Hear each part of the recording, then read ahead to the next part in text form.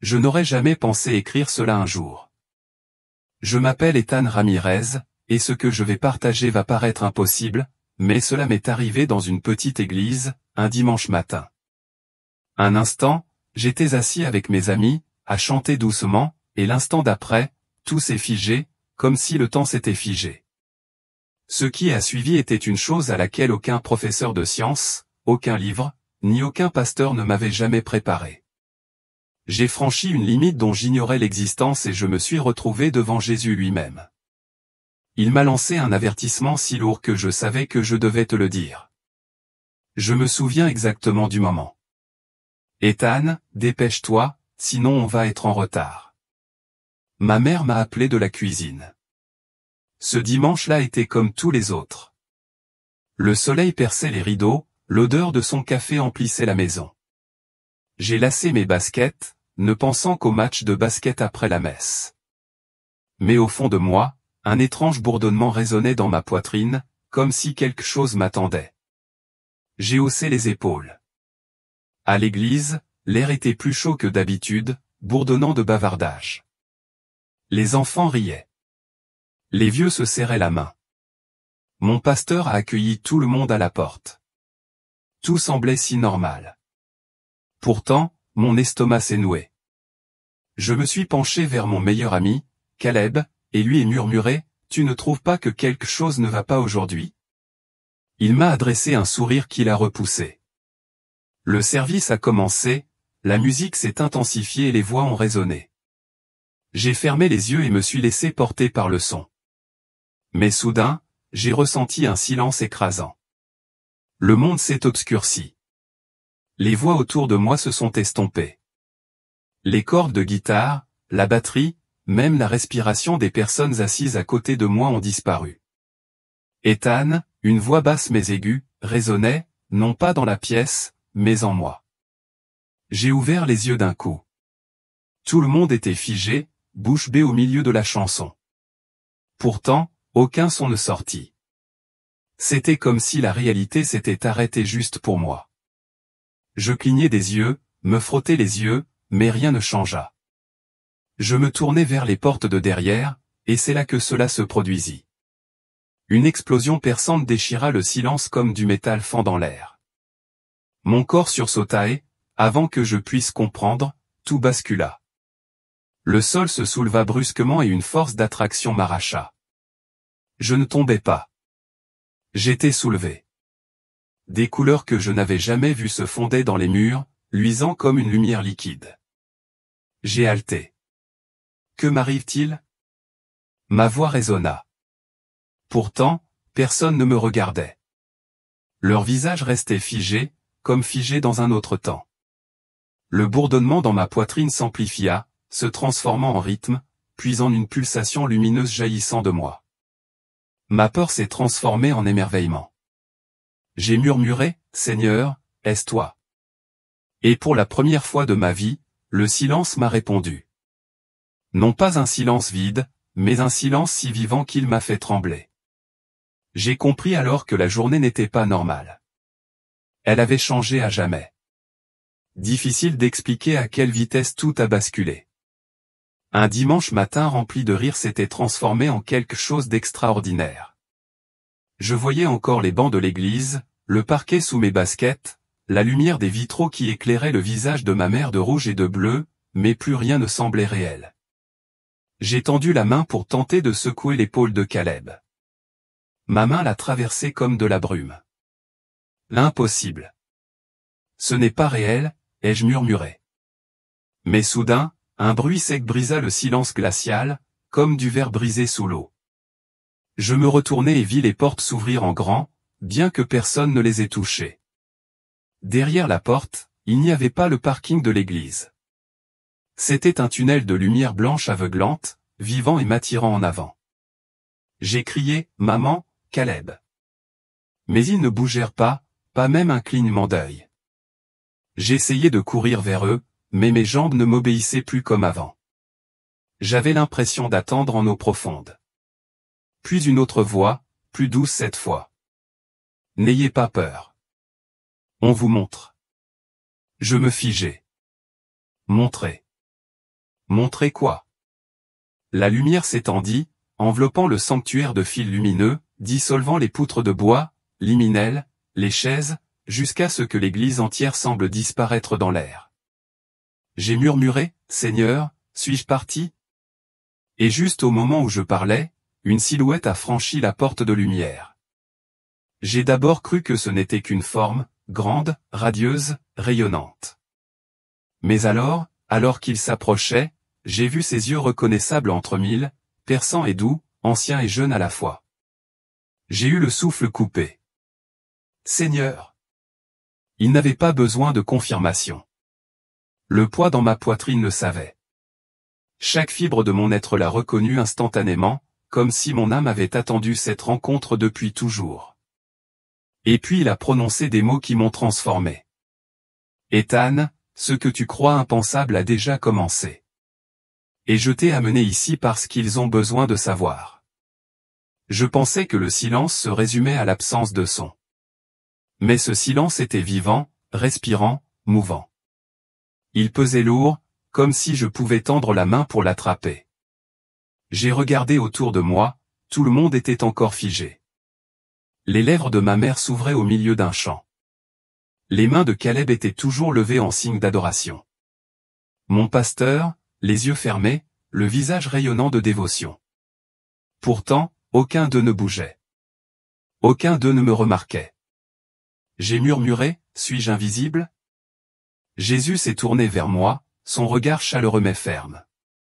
Non, tu es entre les deux, ai-je balbutié. Entre quoi? Il s'avança, les pieds à plat. À chaque pas, des couleurs ondulaient. Des bleus indicibles, des ors scintillants comme du feu liquide. Il leva la main vers le plafond, et instantanément le toit de l'église fondit. Au-dessus de nous s'étendait non pas le ciel, mais une étendue infinie d'étoiles, des galaxies tourbillonnant, une lumière se déversant comme des cascades. J'en eus le souffle coupé. C'est impossible. C'en était trop. Il m'a regardé droit dans les yeux. Ce qu'on appelle le silence, c'est là que commence la vérité. J'ai senti des frissons me parcourir. Le silence n'était pas vide. Il était rempli de messages, de murmures, de chants, et même d'avertissements, superposés dans le silence. Et même si personne d'autre dans le sanctuaire ne pouvait les entendre, moi, je les entendais.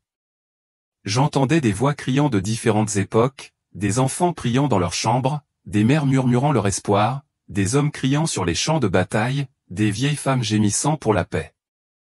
Pourquoi entends-je tout cela? Demandai-je. Jésus répondit, parce que les prières des fidèles ne sont jamais perdues. Tu es au cœur du son de l'éternité. Je tombai à genoux. Des larmes coulèrent sur mon visage. J'ai murmuré, alors pourquoi moi, Seigneur? Pourquoi me montrer? Son regard s'est adouci. Parce que les jeunes sont ma voix désormais, et l'avertissement doit être porté par ceux qui ont encore du temps. Lorsqu'il a tendu la main, j'ai ressenti quelque chose d'incomparable. De la chaleur, certes, mais aussi une force, comme si chaque cellule de moi était en train d'être réécrite. Ethan, a-t-il dit, viens avec moi. J'ai hésité. Derrière moi, ma mère, toujours figée, la main à moitié levée. Le sourire de Caleb figé dans le temps. L'église telle une photographie, mon cœur se tourna vers eux. Mais je ne peux pas les quitter, murmurai-je. La voix de Jésus me calma. Tu ne les quitteras pas. On te montre pour eux. Je tendis la main, tremblante, et au moment où mes doigts touchèrent sa lumière, l'église disparut. Le sol sous mes pieds se transforma en vagues dorées. Je me tenais sur quelque chose de solide, et pourtant, cela bougeait comme de l'eau. La lumière jaillissait de partout, non seulement autour de moi, mais à travers moi. Devant moi s'étendait une immense porte de cristal scintillant, plus haute que des montagnes. Au-delà, une ville si brillante que mes yeux brûlaient, mais pas de douleur, de reconnaissance. Comme si j'avais toujours su qu'elle était là. J'ai halté. Le paradis. Jésus hocha la tête mais leva la main. Pas encore. D'abord, tu dois voir ce qui va arriver. Et sur ce, la porte de cristal se transforma en miroir, mais pas de mon visage. Elle montrait le monde. Les villes. J'ai reconnu des familles attablées, des écoles pleines d'enfants, des rues remplies de rires. Puis, en un instant, le miroir s'est brisé. Les rires ont laissé place à la confusion. Les rues se sont vidées. Les familles ont levé les yeux, effrayées. L'air lui-même tremblait. J'ai saisi le manteau de Jésus. Que se passe-t-il? Il me regarda, les yeux brillants de tristesse et d'amour. C'est l'avertissement, Ethan, et tu dois le transmettre. Le miroir brisé ne montrait pas seulement la destruction. Il m'attirait à l'intérieur. Soudain, je n'étais plus aux côtés de Jésus. J'étais en train de vivre la vision elle-même. Des rues que je connaissais, des maisons que j'avais croisées en allant à l'école, et même le vélo rouge de mon voisin appuyé contre une clôture. Tout semblait pareil, mais quelque chose dans l'air semblait étrange. J'ai murmuré, pourquoi cela me semble-t-il familier? La voix de Jésus m'entourait, même si je ne pouvais pas le voir. Parce que c'est le monde dans lequel tu vis. Mais je te montre son ombre. Je me suis retourné et j'ai vu des enfants jouer au foot, leurs rires éclatants. Mais juste derrière eux, un nuage sombre persistait, invisible pour eux, mais perçant pour moi. Ce n'était ni de la fumée ni du brouillard.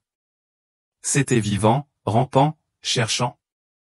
Ma poitrine se serra. Pourquoi ne le voit-il pas, répondit Jésus. Parce que la distraction aveugle. Beaucoup vivent comme si le temps s'étendait à l'infini. J'ai continué à traverser les couloirs des écoles, les salons et même les églises, tous remplis de gens souriants, travaillant, priant.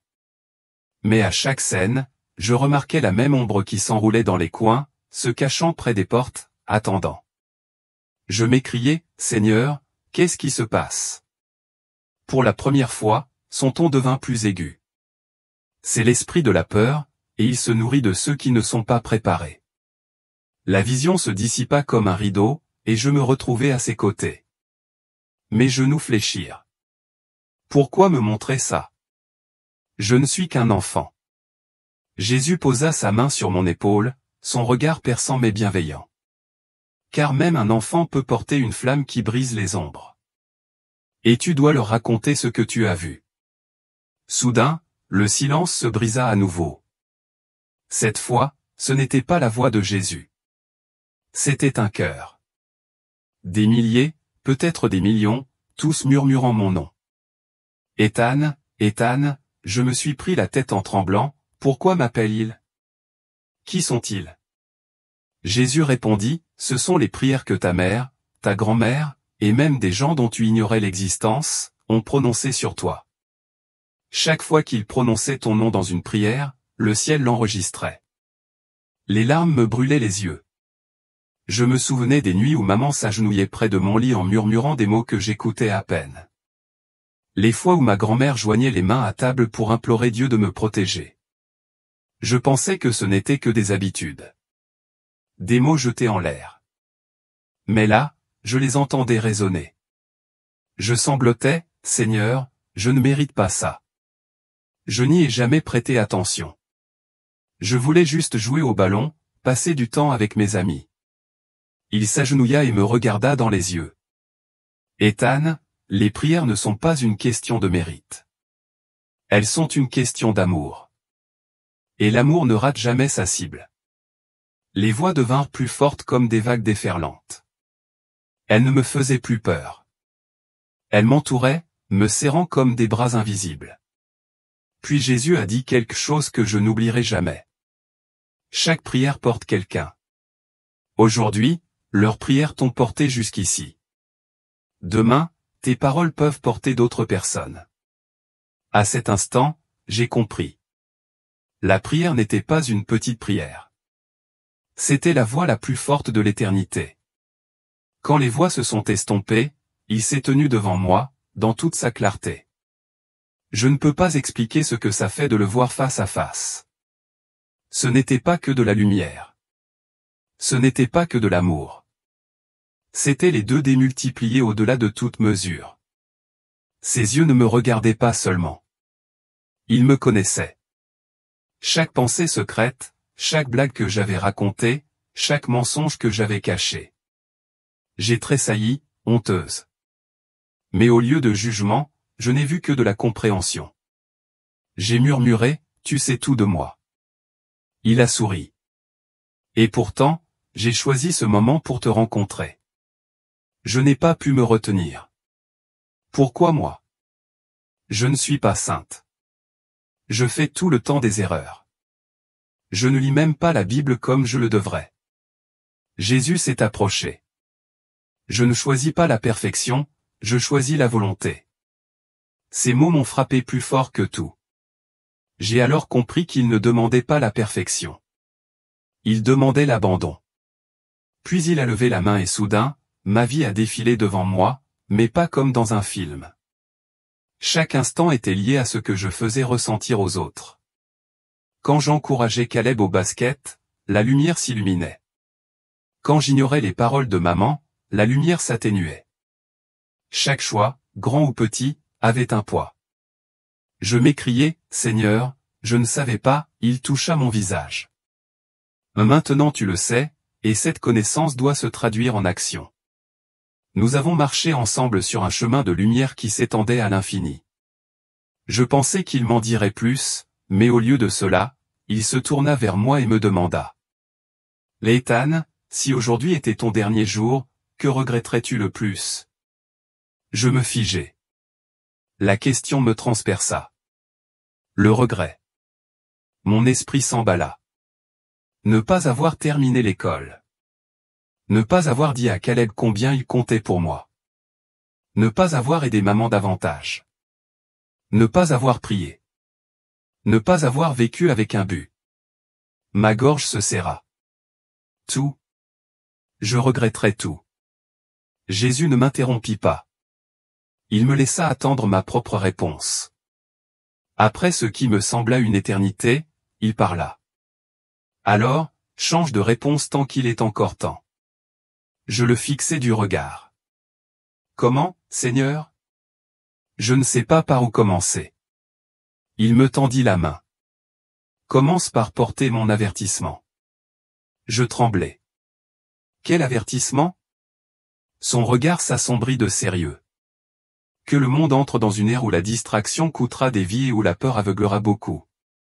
Mais ceux qui restent éveillés, ceux qui écoutent, brilleront plus que jamais. J'ai dégluti, la poitrine serrée. Et tu veux que je leur dise? Il a hoché la tête. Oui, car quand les jeunes parlent, les vieux se souviennent. Et quand les vieux se souviennent, les enfants sont protégés. Cette question me hantait. Même lorsqu'il parlait, ce n'était pas seulement pour moi. C'était pour tous ceux qui écoutaient. Jésus me conduisit alors au bord d'une immense falaise. Sous nos pieds s'étendait la terre. Océan, montagne, ville resplendissante de lumière. L'espace d'un instant, c'était à couper le souffle. Mais ensuite, l'obscurité commença à s'installer. Des ombres engloutissaient les côtes, des incendies éclataient dans les villes, des gens couraient, confus, divisés. J'ai paniqué. Seigneur, est-ce la fin? Il secoua la tête. Pas encore, mais c'est un avertissement. J'insistai. Quel genre d'avertissement? Sa voix tonna. Pourtant, chaque mot me parut personnel. Que la peur va s'élever, que les nations trembleront, et que même les lieux de culte ne seront pas en sécurité s'ils ne s'accrochent pas à moi. Je frissonnais en me rappelant où tout avait commencé. Dans le sanctuaire glacé de ma propre église. Même les églises, me regarda Théil, le regard triste. Surtout les églises, car là où la foi est vivante, les ombres se dirigent d'abord vers moi. La vision changea et je vis des gens agenouillés dans des salons, murmurant des prières, leurs visages rayonnant plus que n'importe quelle lumière de la ville. Jésus les désigna du doigt. Mais les fidèles brilleront. Ils ne seront pas cachés. Je sentais mon corps trembler. Que faire de tout cela, Seigneur? Il me saisit par les épaules. Dis-leur, avertis-les, non pas avec peur, mais avec vérité. Car lorsque le monde tremblera, ceux qui sont ancrés en moi ne tomberont pas. Ces mots me sont restés gravés. Ce n'était pas seulement pour moi. C'était pour tout le monde, maintenant. Alors que nous étions debout, dominant la terre, Jésus a tendu la main et 3 faisceaux de lumière sont apparus, se tissant comme des rubans dans l'air. Chacun portait une image, et je les sentais s'enfoncer dans mon esprit tandis qu'il parlait. Ethan, l'humanité repose sur 3 piliers fragiles. Le premier ruban brillait d'or. Il représentait des gens se tenant les uns les autres, se réconfortant, nourrissant les affamés, les étrangers, formant une famille. Jésus a dit, voilà l'amour. C'est le plus fort et pourtant le plus négligé. Le deuxième ruban était argenté, tournant comme un tourbillon. Il montrait des gens construisant des tours, inventant des machines, découvrant des remèdes. J'ai vu des fusées s'élancer dans l'espace, des scientifiques griffonner des équations. Voilà la connaissance, a-t-il expliqué. Ça pousse vite, mais sans amour, ça devient dangereux. Le troisième ruban s'assombrit, oscillant entre ombre et lumière. On y voyait des gens s'incliner devant des écrans lumineux, défilements incessants, les visages illuminés non pas par la joie, mais par la distraction. C'est le désir, dit-il. Il peut les mener à moi ou les éloigner de moi. Je tremblais. Lequel l'emportera, Seigneur? Il me regarda avec une telle intensité que ma poitrine se serra. Celui que mon peuple nourrit, murmurai-je. Mais la plupart des gens ne voient même pas ses choix. La voix de Jésus s'adoucit. C'est pourquoi tu dois le leur dire. L'amour doit guider la connaissance. Le désir doit être purifié par la vérité. Sinon, la peur les consumera. Les 3 rubans se dissolvèrent en étincelles, s'estompant à l'horizon. J'ai alors compris qu'il ne s'agissait pas seulement de philosophie. C'était une question de vie ou de mort pour le monde tel que nous le connaissons. Le décor changea. Soudain, je me suis retrouvé dans un petit salon. Un père, une mère et 2 enfants étaient assis à une table. Ils riaient, se tenant la main, tout en priant pendant leur repas. Leur maison brillait plus fort que le soleil. Jésus a dit, voici la force des familles ancrées en moi. Elles résisteront aux tempêtes. Puis la vision a changé. Une autre maison est apparue. Une famille était assise devant la télévision, silencieuse, distraite. Chaque enfant fixait son téléphone, les parents discutant à voix basse. Leur maison semblait sombre, des ombres s'y insinuaient. Je murmurai, Seigneur, pourquoi une telle différence, répondit-il. Parce que la lumière ne dépend pas de la richesse ou du confort. Elle dépend de l'endroit où le cœur s'agenouille. La vision s'écoula comme des années filant en quelques secondes. J'ai vu des nations changer, des économies s'élever et s'effondrer, des dirigeants se disputer. Pourtant, malgré tout, j'ai observé le même schéma. Les familles qui priaient ensemble restaient fortes. Celles qui ignoraient la foi s'effondraient. Je me suis tourné vers lui, désespéré. L'avenir dépend donc des familles. Il a hoché la tête. Oui, l'ennemi cible d'abord les familles. Briser le foyer et la foi s'affaiblit. Fortifie le foyer et des générations seront sauvées. J'ai senti ma gorge se serrer.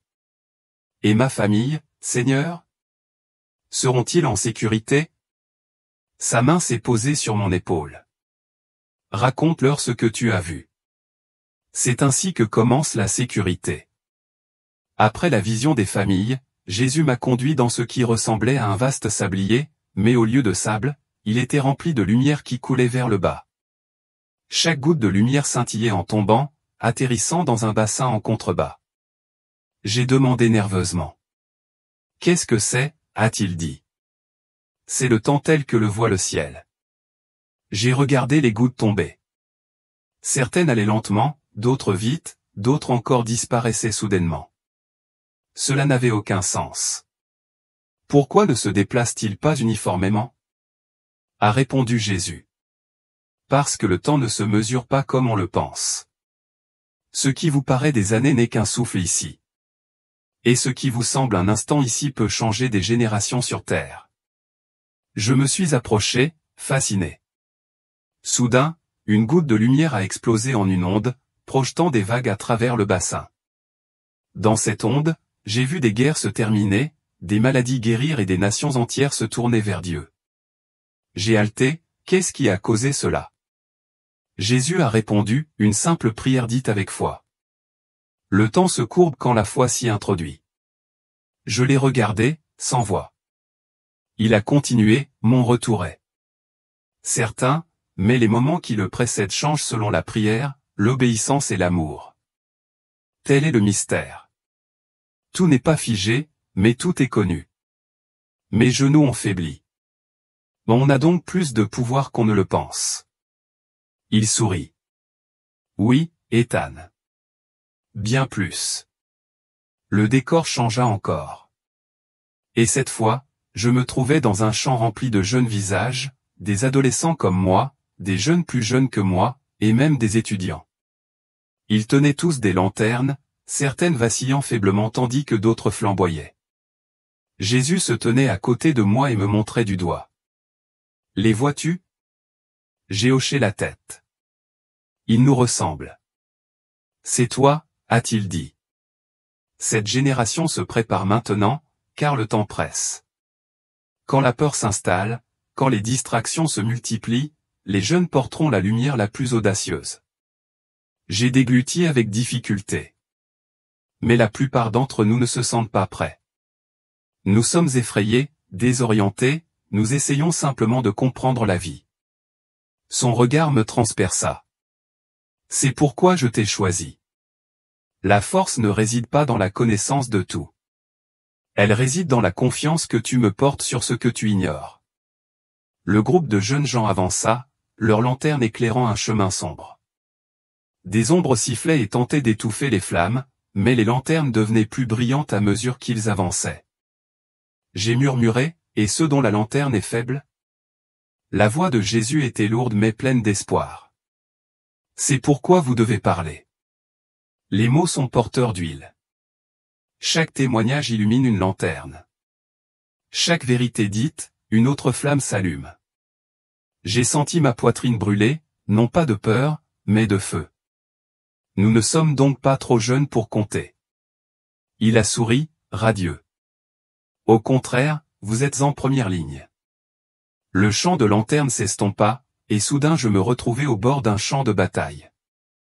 Mais il n'y avait ni épée, ni char, ni soldats. La guerre que je voyais était plus étrange, plus silencieuse, et pourtant plus terrifiante. D'un côté, je distinguais des silhouettes enveloppées de lumière, les mains levées en prière, leur bouche murmurant des mots que je ne pouvais entendre.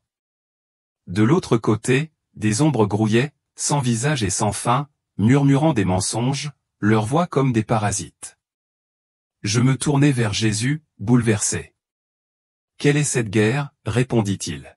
« C'est la bataille de la foi et de la peur. Chaque cœur humain est un champ de bataille. » J'observai un garçon de mon âge s'agenouiller, murmurant, les larmes coulant sur son visage.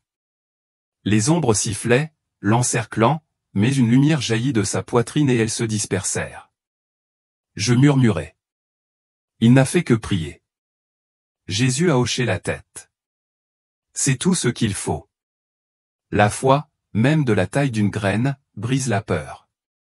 Puis j'ai vu une femme qui parcourait les pages de son téléphone sans fin, inconsciente de l'ombre qui se resserrait autour de ses épaules. Pas de prière, pas de lumière, juste une distraction. Elle ne se rendait même pas compte de la bataille qu'elle était en train de perdre. Mon cœur s'est brisé. Seigneur, tant de gens ignorent que ce combat a lieu. Il m'a regardé avec des yeux brûlants. C'est pourquoi tu dois parler. La guerre invisible est réelle, et le silence donne la victoire à la peur, mais la foi exprimée à voix haute libère la liberté.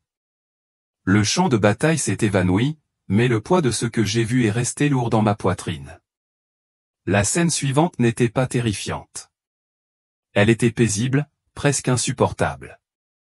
Je me suis retrouvé au bord d'une rivière, l'eau luisante comme de l'argent liquide, les arbres ondulants sans vent.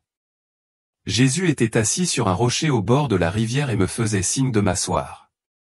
Quand je m'y suis assise, il m'a regardé et ses paroles m'ont transpercé. Ethan, ce message n'est pas seulement pour toi. Il s'adresse à toutes les âmes qui entendront un jour ton histoire. Invite-les, ai-je balbutié. Les inviter à quoi? Il ouvrit grand les bras, les yeux brillants.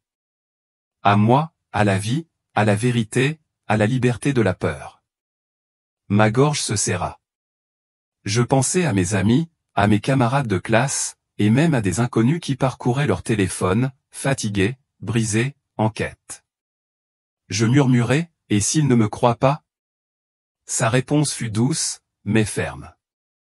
La vérité n'a pas besoin d'être crue pour rester vraie, mais ceux qui écoutent trouveront la vie. Je me penchai en avant. Alors, je leur raconte ce qui s'est passé? Il sourit. Oui. Leur dire non pas avec peur, mais avec amour. Non pas comme une menace, mais comme un cadeau. Car la porte de l'éternité est toujours ouverte, mais peu choisissent de la franchir. À cet instant, j'ai compris que ce n'était pas un fardeau. C'était une invitation, et chacun, en l'entendant, déciderait lui-même s'il voulait la franchir. Nous avons continué notre chemin le long de la rivière et il a soudainement cessé de se baisser pour ramasser une poignée d'eau scintillante. Il l'a laissé couler lentement entre ses doigts. Chaque goutte scintillait et, en touchant la surface, des ondulations s'étendaient de plus en plus. Il m'a regardé. Ethan, c'est une prière. J'ai incliné la tête. Une prière, mais elle semble si petite. Il a secoué doucement la tête. C'est le mensonge que beaucoup croient, la prière est petite. Chaque mot que tu me dis émeut l'éternité.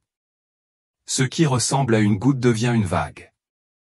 J'ai pensé à mes propres prières faibles, celles précipitées avant les repas, celles somnolentes avant de me coucher. Mais Seigneur, la moitié du temps, je ne sais même pas quoi dire. Est-ce que ça compte? Il sourit. Même le plus petit murmure a du poids lorsqu'il est exprimé avec foi. La force ne réside pas dans la longueur des mots, mais dans le cœur qui me fait confiance. L'eau dans ses mains jaillit soudain en flots de lumière, parcourant le ciel comme des étoiles filantes. Elles ne se fanèrent pas. Leur éclat s'intensifia à mesure qu'elles avançaient. Ma bouche s'ouvrit. Alors aucune prière n'est vaine. Jésus s'approcha. Pas une seule. Dis-leur ça. J'ai su alors. Si le monde comprenait vraiment la prière, tout ne serait plus jamais pareil. La rivière rougeoyante s'est éteinte, et soudain, je me suis senti lourde. Ma poitrine me faisait mal, mes jambes vacillaient. J'ai trébuché en avant, me tenant le ventre. J'ai paniqué. Seigneur, que se passe-t-il? Jésus m'a regardé avec tristesse et amour. Ton temps ici n'est pas terminé. Tu dois revenir. Mon cœur s'est serré. Retournez là-bas. Il hocha la tête. Oui. Le message que je t'ai donné doit être transmis. Tu ne peux pas rester. Je secouai la tête, les larmes aux yeux. Mais je ne veux pas te quitter. Pas après ça. Pas après avoir vu toute cette beauté. Il posa ses mains sur mes épaules. Son contact était à la fois brûlant et réconfortant. Ethan, je ne te quitterai jamais. Même quand tu ne me vois pas, je suis plus proche que ton souffle. Derrière lui, je revis l'église, figée dans le temps. Ma mère était encore en train de prier. Caleb, les mains toujours levées. Ma poitrine se serra. Jésus murmura une dernière chose. Quand tu te réveilleras, ne perds pas un instant. Dis ce que tu as vu.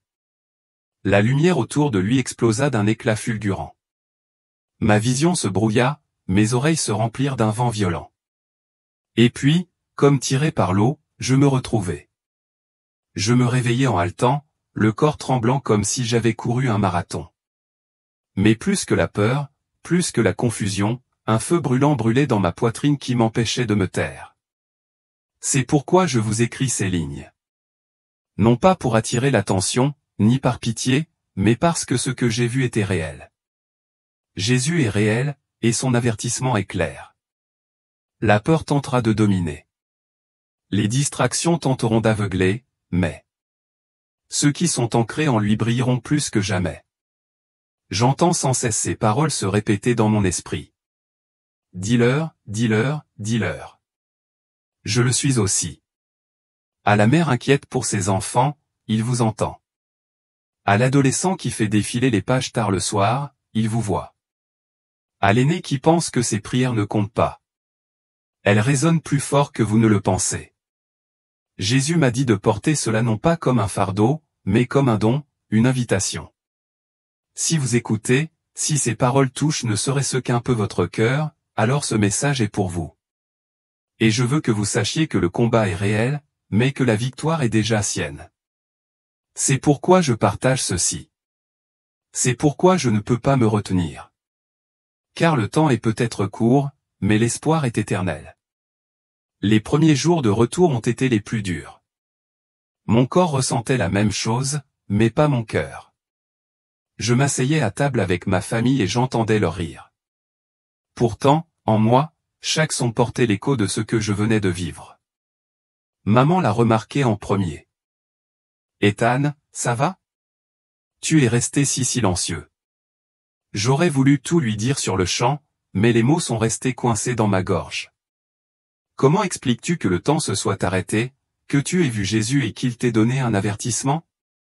La nuit, je restais éveillé, les yeux fixés au plafond, les mots brûlants, dis-leur. Dis-leur. Mais la peur me murmura, ils vont te prendre pour un fou. Une nuit, je n'ai plus pu me retenir. Je me suis assise au bord de mon lit et j'ai murmuré, mon Dieu, si tu veux vraiment que je partage ça, tu vas devoir m'aider. Je n'y arriverai pas toute seule. Le lendemain matin, Caleb m'appela. Sa voix tremblait. Ethan, je ne sais pas pourquoi, mais j'ai rêvé de toi. Tu brillais, debout sur une colline avec une lanterne. Est-ce que ça veut dire quelque chose ? Les larmes me sont montées aux yeux. J'ai ri nerveusement. Ouais, mec. Plus que tu ne le penses. C'est là que j'ai compris que Dieu ne m'appelait pas seulement. Il préparait déjà les gens autour de moi à entendre l'histoire. Il m'a fallu une semaine pour enfin la raconter à ma mère. Elle pliait du linge quand je l'ai lâché. Maman, je l'ai vu. J'ai vu Jésus. Elle s'est figée, la chemise lui glissant des mains. Comment ça, tu l'as vu ? Je lui ai tout raconté. L'église gelée, la voix qui m'appelait, les visions de famille, le champ de bataille de la foi et de la peur. Au début, ses yeux s'écarquillèrent sous le choc, puis ils s'adoucirent. Des larmes coulèrent sur son visage. Elle murmura, « Ethan, sais-tu combien de nuits j'ai prié Dieu de te marquer pour qu'il accomplisse son dessein ? Je ne savais pas que ça se passerait comme ça, mais je ne suis pas surprise. » Je restais là, stupéfaite. « Attends, tu as prié pour ça ? » Elle hocha lentement la tête. « Chaque soir, je lui demandais de se révéler à toi d'une manière que tu ne pourrais jamais oublier. » Et il le fit. Pour la première fois, je compris. Ces prières n'étaient pas un simple bruit de fond dans mon enfance. Elles étaient les ondes mêmes qui m'avaient porté vers cette rencontre. Quand je l'ai annoncé à ma petite sœur, elle m'a serré dans ses bras et m'a murmuré, « Peux-tu demander à Jésus s'il connaît aussi mon nom ?» J'ai souri à travers mes larmes. Il le connaît déjà. Ce moment a scellé mon destin. Ce n'était pas seulement mon histoire. C'était aussi celle de ma famille. La vie a repris peu à peu son cours normal, l'école, les amis, les devoirs. Mais intérieurement, plus rien n'était normal. Ces paroles résonnent chaque jour, plus fort que n'importe quel professeur, plus fort que n'importe quelle distraction. Dites-le leur, non pas avec peur, mais avec vérité, non pas avec des menaces, mais comme un cadeau. Certains soirs, assis dans ma chambre, je me repassais la vision des 3 rubans, amour, connaissance, désir. Je me demandais, lequel est-ce que je nourris aujourd'hui ? Cette seule question a commencé à changer mes choix. ce que j'observais, ce que je disais, la façon dont je traitais les gens. Un après-midi à l'école, un camarade m'a demandé d'un ton détaché, « Pourquoi as-tu l'air si différent ces derniers temps ?» Je me suis figé, le cœur battant. C'était l'occasion. Ma chance d'obéir. J'ai murmuré une brève prière, puis j'ai dit, parce que j'ai vu quelque chose qui m'a changé, et je sais que Jésus existe. À ma grande surprise, il n'a pas ri. Il s'est penché plus près. Tu peux m'en parler ? À cet instant, j'ai compris que cette histoire n'était pas destinée à rester enfermée dans mon journal ou à être murmurée à ma mère. Elle était vivante. Chaque fois que je la récitais, la lanterne de quelqu'un d'autre vacillait plus fort. Et même maintenant, en t'écrivant ces lignes, je sens encore sa présence proche, répétant comme un battement de cœur. Ne perds pas une seconde. C'est pourquoi je continue à partager, car peut-être, juste peut-être, vous êtes celui à qui ce message était destiné.